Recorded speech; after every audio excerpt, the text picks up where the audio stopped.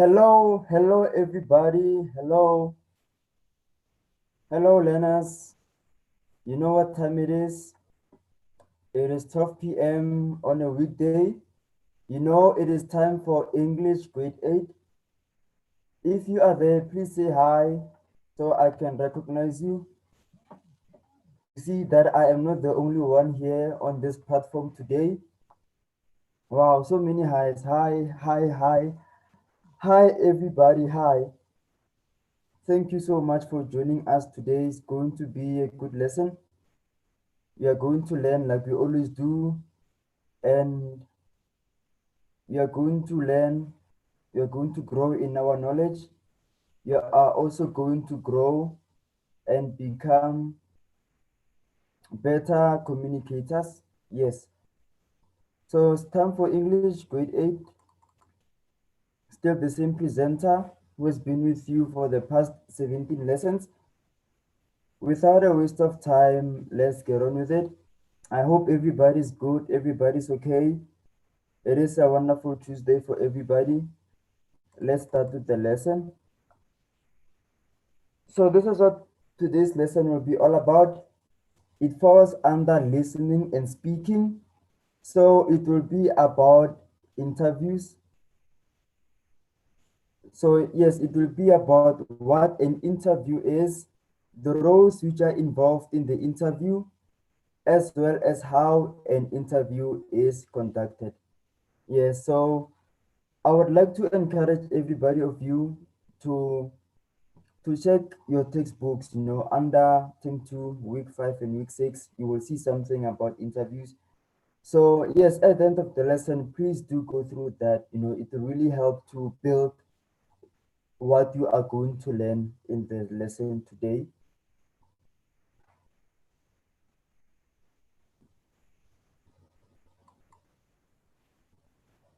Remember, like we always do, let's recap what we did yesterday. Remember yesterday's lesson, we learned about the correct word order in a sentence. We also learned about the question form of sentences. We've learned about how to turn a statement into a question, right? And we also learned about a euphemism. So this is what we learned yesterday. We did say that the correct word order is like this: the subject first, then the verb, then the object. You remember, I even wrote this acronym yesterday, if you remember. The acronym I wrote yesterday was SVO. Yes, it was SVO, meaning that the S is for subject, V for verb, and the O for object. So that is the correct word order when you write a sentence. Okay, then we also talked about question forms, saying that you should always use a question mark at the end of a direct question, no matter what. Okay, whether you are asking that question on your social media, please use the question mark. Whether that question is also wherever you write a question, please use a question mark at the end. Okay, that is how important this is. And we also said you can turn a statement into a question by adding a question tag to the statement. You remember that?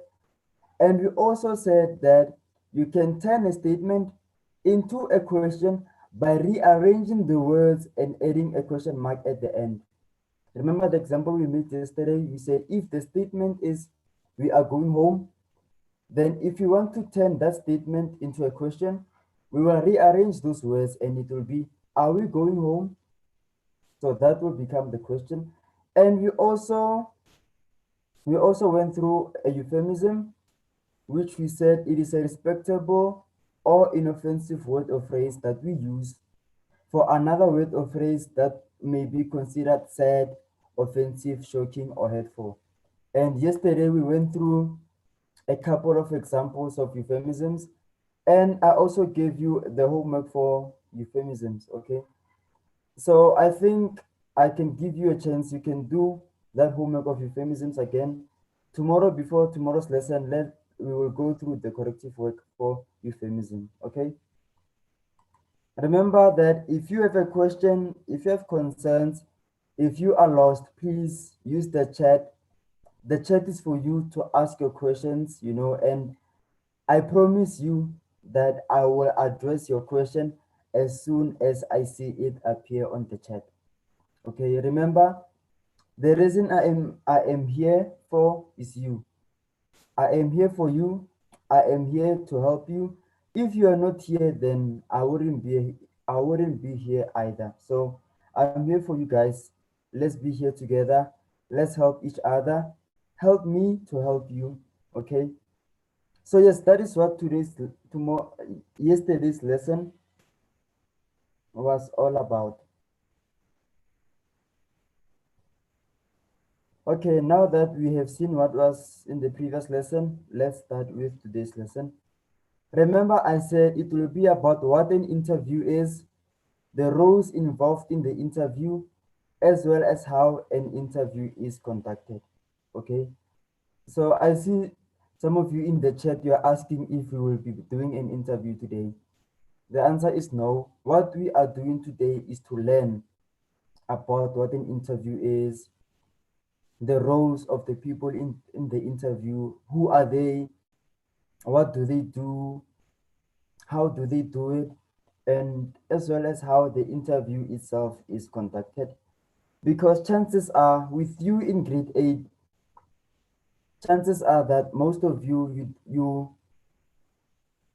don't know what actually happens in the interview. Okay, most people who know that are adults, because they've been to interviews for bursaries, interviews for learnerships, internships, apprenticeships, as well as jobs. Okay, so today we are just laying down a theoretical framework. So today we are laying down the foundation so that we can learn what happens in an interview before we get the chance to enter into the interview. Okay. So today is about learning what happens in the interview, and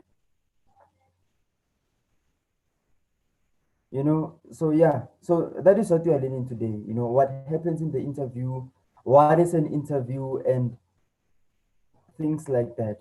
Okay, so there will not be an interview today, but in tomorrow's lesson we could have something a bit like that. Remember, this is listening and speaking, so I will be doing my best to try to emulate the classroom environment on this online platform. Remember, guys, we are in a classroom. Okay, this is a school. The difference is just that this is online. Okay, so we are going to try to emulate as far as possible the classroom situation on the STEM Lockdown Digital School platform. Okay, because if we were in class, you were really going to conduct an interview in front of everybody in class. Okay, but even though we are not in the face-to-face classroom, but we still are in class, guys. Okay, so yes, let's get on with today's lesson. An interview, what it is. So an interview is used to get information or a point of view from an individual or panel.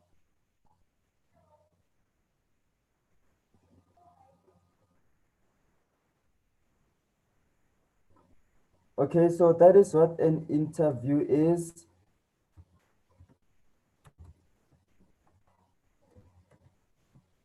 So an interview, we use it to get information or a point of view from an individual or panel.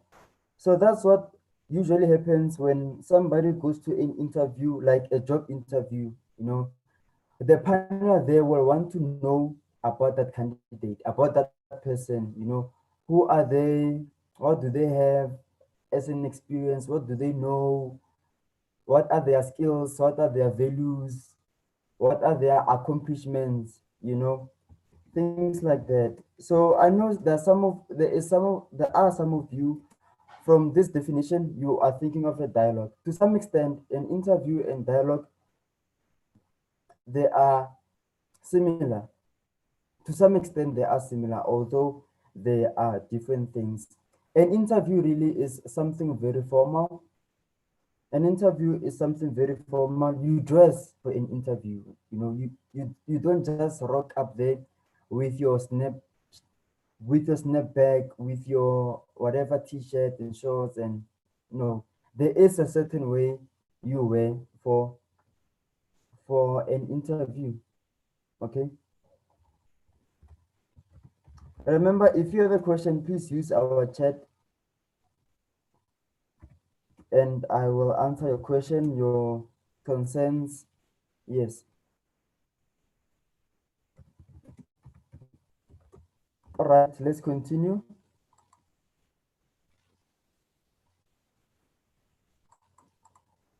Still an interview. So in interview, we use the following things. Okay.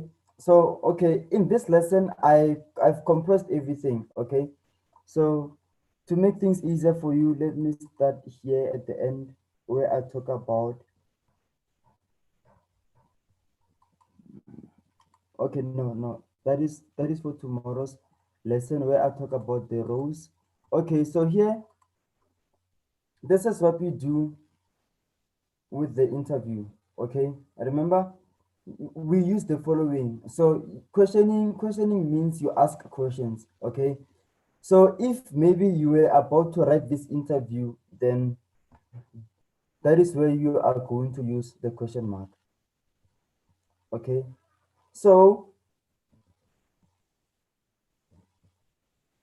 this really shows us that everything we have learned so far and everything we are still yet going to learn, that is how important they really are.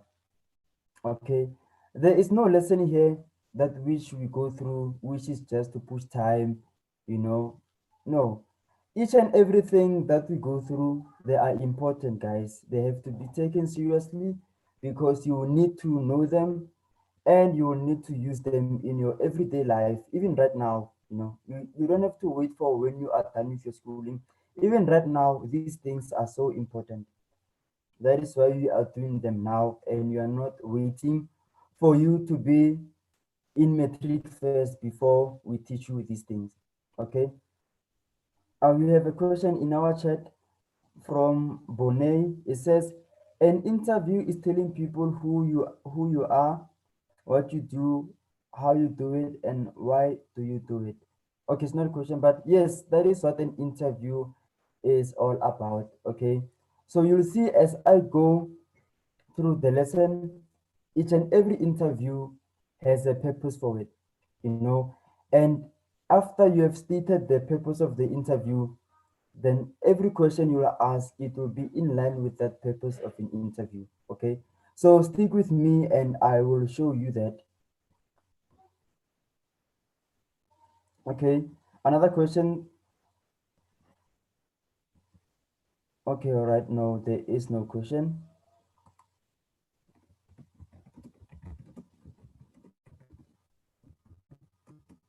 So are we all together, guys?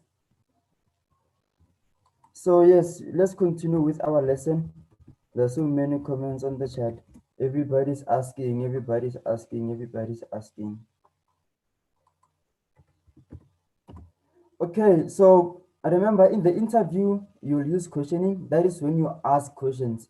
That is when you as the interviewer or somebody who interviews the next person, you ask questions so that you get to know that person. So another thing you use is persuasion, but this is something which is used by the interviewee. So if it is me, okay, it's I am okay. Let's say I'm Mr. X and I am interviewing Mrs. Y. Okay, so when I do that, Mrs. Y will have to persuade me with the reasons. So, okay, her answers will have to persuade me why she is the suitable candidate for what we are looking for. If let's say, for example, we are looking for an English teacher, okay, so we interview Mrs. Y, so Mrs. Y should really persuade us why she is the best candidate for this position. Okay. And there will be some note taking. There will be some note taking, right? So remember, there will be some note taking. What does that mean? That means that when the interview is still going on, there could be some things which will need to be written down. As a person, you can only remember so much. So some things is better to just write them down so you can refer to them a bit later. Summarizing, there will be a point where the main points from the interview will have to be collected together and be summarized. Then there are some listening skills. Okay, listening skills. Listening is a skill. So when you listen to somebody, when they speak, you do not think of anything else. You do not think of anything else you would rather do, but you do not think of anything that you would rather do, but you just think of what the person is saying. Okay, that is listening. It is when you pay attention. It is when you pay attention to how, it is when you pay attention to how a person speaks, what they speak, the tone they used to speak. Like that is listening. Okay, that is when you immerse yourself to hear what somebody is saying. That is listening. Okay, remember, listening is a skill. And there are also non-verbal skills. What are those? Non-verbal skills is, it is those mannerisms that we should give. That with communication there is verbal communication and there is also non-verbal communication. So remember, verbal communication is what I'm doing right now. So when I speak to you, I am being verbal. Why? Because I am speaking, I am talking, and you can hear me. So that is my verbal communication.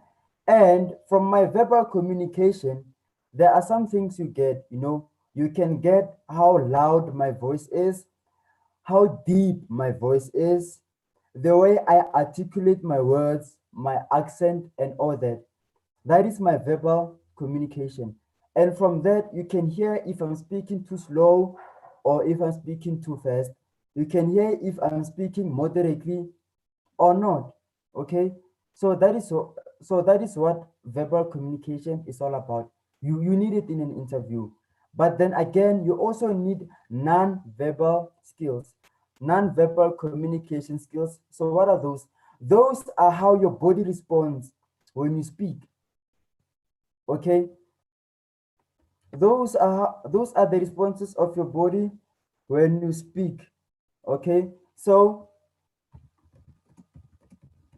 these include how your eyes are, your eye contact, what you do with your hands, what you do with your shoulders. Are you sure? Did you open your shoulders broadly, or are you really constricting yourself as if you are feeling cold and shivering? Things like that. That is non-verbal skills, and whether you know it or not, they communicate so much. Okay. You may not say anything. You may not say anything verbally, but your posture, your eye contact, what you do with your hands, your posture when you sit down, your posture when you are standing up, those things, guys, those things, they say something. Okay. So if I'm standing up right now and I'm leaning against the wall, that is something that it is interpreted to be a sign of lack of confidence. Okay. So if you speak and you are looking down on your shoes, you're looking down on your floor, then it does imply that you are shy. It does imply that you are not confident. You are not even confident in yourself. You are not confident in what you are saying. Okay.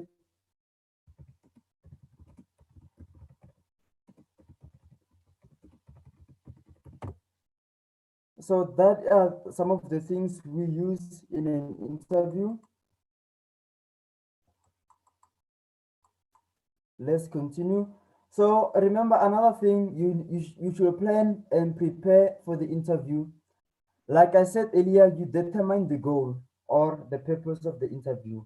Why are you doing this interview? Okay. So the reason the reason why you are doing this interview, the reason why you are doing the interview will really guide the questions you ask in that interview. Okay. So if, for example, we are looking for a new English teacher, then that goal will really align the questions we are going to ask in the interview. Okay. So maybe if in this interview we want to know more about, let's say maybe we want to know more about COVID-19 from a special doctor from Cuba, then those are the questions you're going to ask. Okay. So that is what this is all about.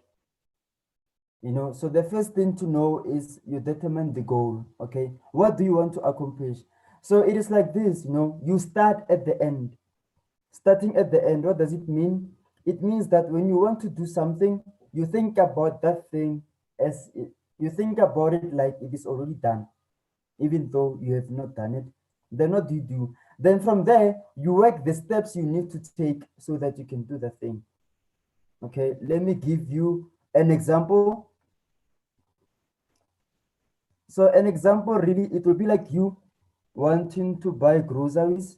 Okay, what do you think about? You think about the groceries you want to buy, right? You do not think about the route you're going to take when you go to the store. You do not think about who you could possibly meet there. You are not thinking about who could be the cashier on teller number 3. You do not think about such things. You think about what you want to buy, okay, as the end result. And then after that, what do you do? Then because of what you want to buy, that will inform the steps you need to take. If you want to buy food, then you will not go to if you want to buy food, then you will not go to a store which doesn't sell food. Okay, if you want to buy food, you will not go to a furniture shop. All right, so things like that. So how it is that is how it works. That is what it's all about. First of all, you determine the goal. Why are you doing the interview? Next, the background information.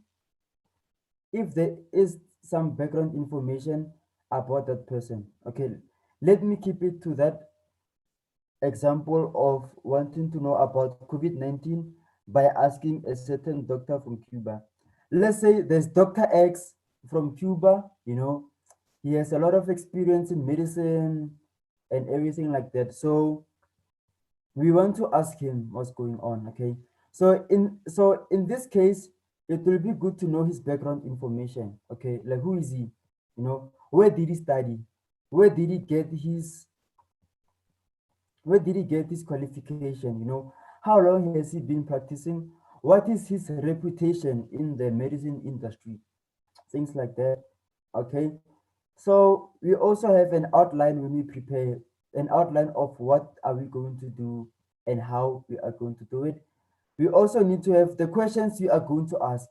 Okay, remember, it will be good to have questions beforehand that which you want to ask so that you do not forget.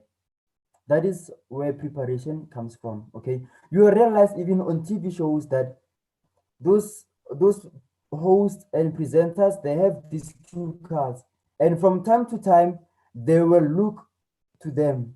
Okay, almost like they forgot, but we don't know. But you will realize that those cue cards, they do help them, and you will realize that by the end of the show they have asked every question they've wanted. Why? Because they have planned. They've already wrote those questions down. So even with us, with the interview, you prepare by writing down those questions. Right. Then time, you estimate how long will this take? How long would you want it to take? What is the amount of time that you are devoting to this exercise? Okay. We also need to prepare a place where we are going to interview the person. Remember, the place has to be presentable, it has to be good, it has to be plain, it has to be clear. You can't really have a place where there are so many posters here and there, because why? Those posters, those things will serve as distractions. Okay, so we want a place which would be conducive for our interview to happen. So with us, it will have been the classroom, okay? A classroom is a very familiar place for you, so you really can't be disturbed, okay? You know all the charts which are in your classroom. You know that on the left side, there are charts, there are mathematics charts. You know that on the right, there are some science charts. You know at the back, there are some grocery charts with maps on it. So nothing is new there. So you really will not be interrupted. You won't be disrupted by all these charts, because you know them. You are accustomed to them. You see them every day, you know. Yes. Another thing will be sequencing. How would you ask all these questions? How will the interview go? As well as the physical environment, it is very important. Okay. I mean, remember, we can't do an interview next to, imagine doing an interview next to an industrial place, or next to a place where they sell metals, where they sell sheets, where they sell corrugated iron and all that. That won't be conducive because of the noise which will be coming from that place. So these things are very important. It is very important to plan. No matter what you do, planning really is very important. So still on interviews, you will need to use interviewing techniques and to use them in phases, meaning that for each and every technique, you use it in a specific amount of time. For example, let's say you have 30 minutes for this interview, then maybe you can say, okay, the first 5 minutes, I can use it for the introduction. And then the next 15 minutes, I can use it to establish some rapport. Then the last 10 minutes, I can use it for questions. You see, something like that. So let us go through them in detail. So the next thing you do, it will be introduction. So in the introduction, that will be where the interviewer will identify themselves, who they are, and they will also state the purpose of the interview. Okay. So me myself as the interviewer, I would say, okay, I am the interviewer.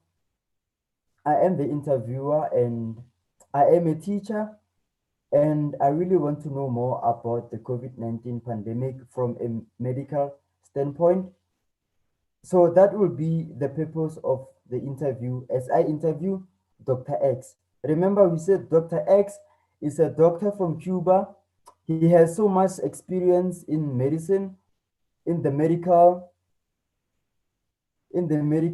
course, in the medical field. He is well known. He's very famous. Perhaps he has awards. He has lectured all over the universities in the world. Maybe he has his own practices all over the world. Yes. And the second step will be rapport. What is rapport? Rapport, this is something you have with your friends. It is that sense of trust, that sense of connection you have.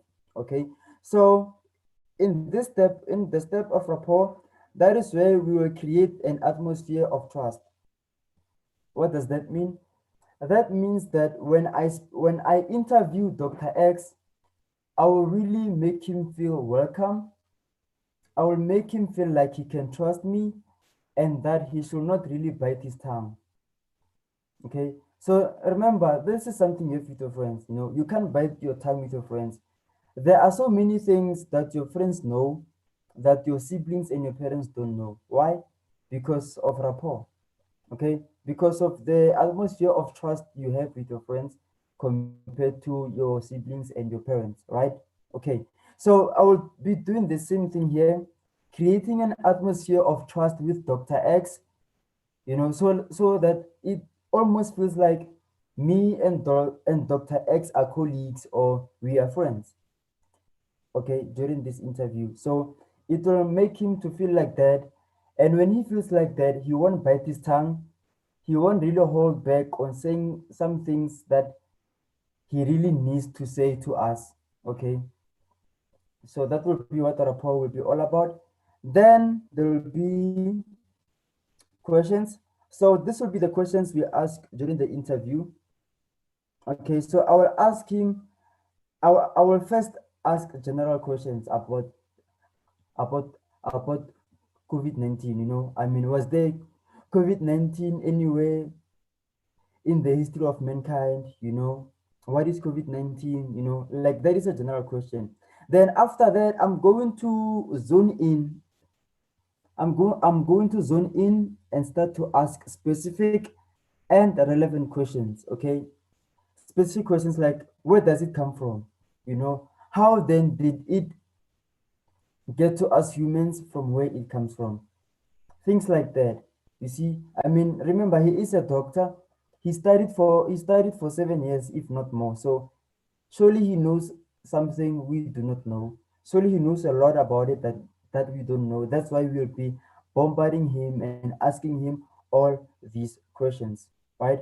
And we should remember that even when we ask him questions, we should be sensitive and we should be respectful and use persuasive language.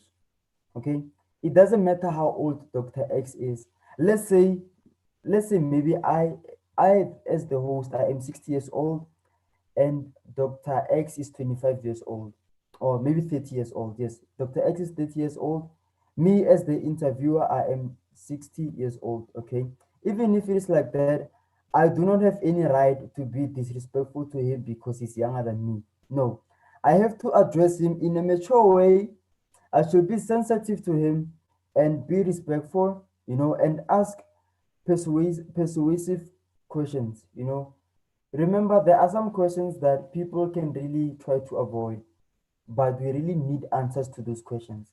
Okay, so I will really try my best to ask them in a persuasive way so that he tells us, even though maybe he might be reluctant.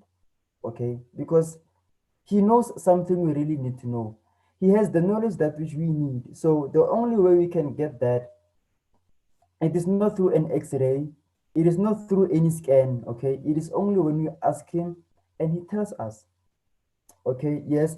And we remember that when he answers our questions, we listen to him actively. What is active listening? Active listening is that listening where when somebody speaks and there is something you really do not understand, you ask. Okay, so then if Dr. X tells us that COVID-19 is a virus and you do not know what a virus is, you do not keep quiet. You know, you raise a point of order, say, okay, Dr. X, what is a virus? So when he explains what a virus is, now you will be able to understand more what it means when they say that COVID-19 is a virus. You see? Then, okay, after that, we evaluate his responses. Mhm. And we respond effectively to demonstrate that we know something about it. Okay, I may not know as much as Dr. X, right, as we interview him, but Dr. X should know that there is something that we know, even though it is not as much as what he knows. Okay, so that really is what questions will be all about, right? So remember, we are sticking to the example of me being the host and that is the interviewer, and Dr. X being the interviewee. And remember, the purpose for this interview is to understand more about the COVID-19 pandemic. All right. Yes, stay with me. Remember, if you have questions, use the chat to ask and we'll get to you. And okay, towards the end, that is when we will summarize, okay, our summary. So we will record the responses of Dr. X by writing them down, by taking notes. Surely there are some things that Dr. X will say to us, and those things really are noteworthy. It will be best for us to write them down, and therefore we should really write those things down. Okay. So whatever those things are that Dr. X will be saying to us, we will write them down at the end so that we can have a summary of what Dr. X was telling us. And then not only that, we will make sure that the way we write things, they will be in order, okay, so that they could be coherent, so that they could be logical order, that even when Dr. X has gone back to Cuba, we can still read that summary and understand, and we won't need to ask him again. Okay, so that is how we should be asking our questions.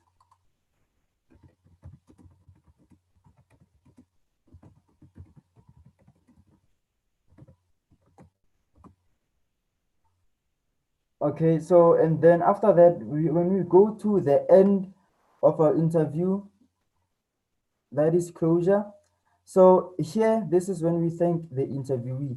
The interviewee, remember, in our case is Dr. X, right? We say thank you, Dr. X, thank Dr. X, thank you for joining us. It really has been a very informative session. Thank you for teaching us, for opening up our eyes about the COVID-19 pandemic, right? Because that is what Dr. X will have done for us, right? And after that, you can also provide the contact details of Dr. X. Okay. So yeah, we can say Dr. X, maybe Dr. X is on social media. Follow him on follow him on Facebook, maybe follow him on YouTube, perhaps Instagram, Twitter, Pinterest, LinkedIn, and all these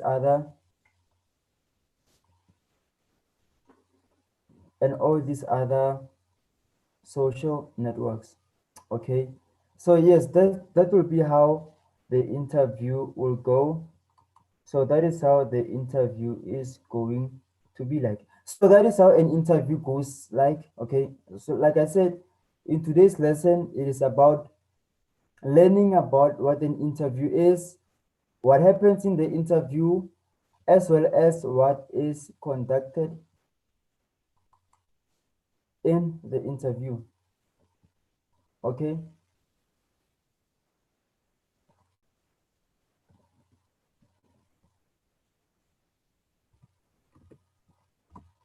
Okay, remember, if you have a question, please use the chat and I will get back to you.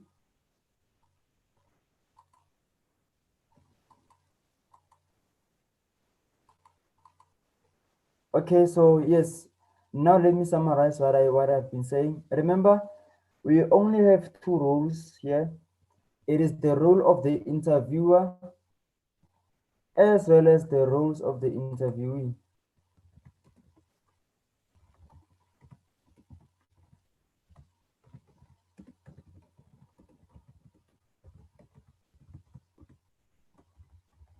So there are two roles involved in an interview. There is the interviewer, then there is the interviewee. Okay, so let's start with the interviewer. So the interviewer, in my example, the interviewer was me, right? So what does the interviewer do? The interviewer asks the interviewee questions and listens to answers.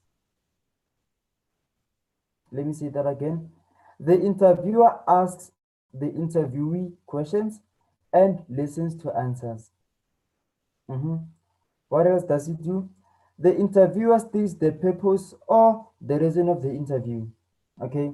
Remember, with the example I made in the past few minutes, I did say the purpose or the reason of the interview. And because of that, that purpose really it informs the types of questions which will be asked. Okay. Remember when we were talking with Dr. X, the purpose there was to learn more about the COVID-19 pandemic. So because of that, there are some questions which are irrelevant. I can't ask him how his childhood was because that question is irrelevant to what we are talking about, to what we want to know. Okay. Yes, remember with that interview of Dr. X, we really did not want to know about him, like his personal life. No, we wanted to know about his life in the medical field, and as well as his experiences, his knowledge about the COVID-19 pandemic. And that is the questions that which we asked. They were based on the COVID-19 pandemic and nothing else, nothing personal, because we did not want to know about his personal life. Okay. Yes. Then as the interviewer, you create an atmosphere of trust. Okay, because the interview comes to the interviewer, right? So the interviewee goes to a place they do not know, an unfamiliar place. Therefore, it will be good to create an atmosphere of trust so that the interviewee can feel at ease, can feel at home. Then the interviewer provides closure at the end of the interview by thanking the interviewee and providing contact details, right? Like I did with the example, we thank the interviewee, we thank Dr. X, and we provide also his contact details. Role number 2 is the one of the interviewee.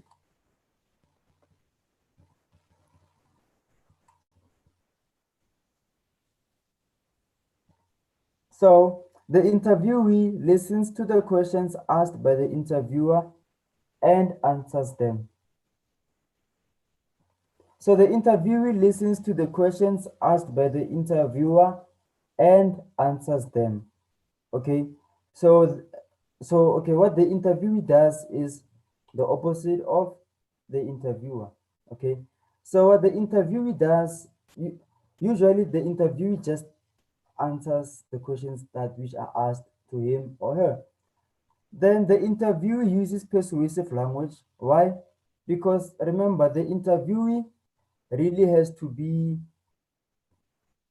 so the interview really has to sell themselves, to really establish themselves as who they say they are. Like Dr. X really has to show us that he really is a medical doctor with so much experience by really sounding like a doctor, by speaking to us in a ways that will be convinced of what he says. Then the interviewer also introduce himself or herself to the interviewer. Remember, we do not know the interviewee. Therefore, the interviewee will need to introduce himself or herself.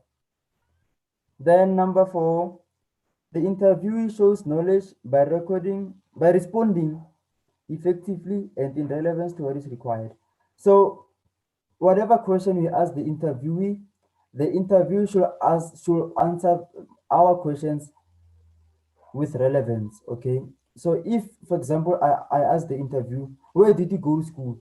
The interview should not tell me about where they want to go to school. No, So each and every answer given to the question should be relevant. Yes. So let us go to the summary of today's lesson because we're at the end of it. So remember, we said an interview is used to get information or point of view from an individual or panel. The purpose of the interview should be clearly defined and stated. And also the interviewer asks questions to the interviewee who answers them. So this really is what today's lesson was all about. This is everything we learned today, but compressed. Okay, this is the summary. This is something you can really take from today's lesson. Okay. Remember, we were building a foundation. Okay. So in case you are wondering what's happening tomorrow, tomorrow will be about how to write an interview using the writing process method of transactional text. Okay. Remember some weeks back, I introduced the writing process and I told you that every transactional text, we use this writing process, right? Yes. So tomorrow, that is what we are going to do. We are going to learn about how to write an interview. Okay. So this is part of transactional text. It's not listening and speaking anymore. You are moving now to something else. Okay. So this is what will be happening tomorrow. Lucky for you, there's no homework today, but please prepare for it. Please go through the writing process method again so that it will be easier to go through it tomorrow. Uh, tomorrow. So yes, before we log out, Remember, you can catch us on social media, Facebook, Instagram, Twitter, and YouTube. We are there. Remember to use the hashtag LockdownESchool. And from all of us here at STEM Lockdown Digital School, goodbye and take care. See you same time, same place.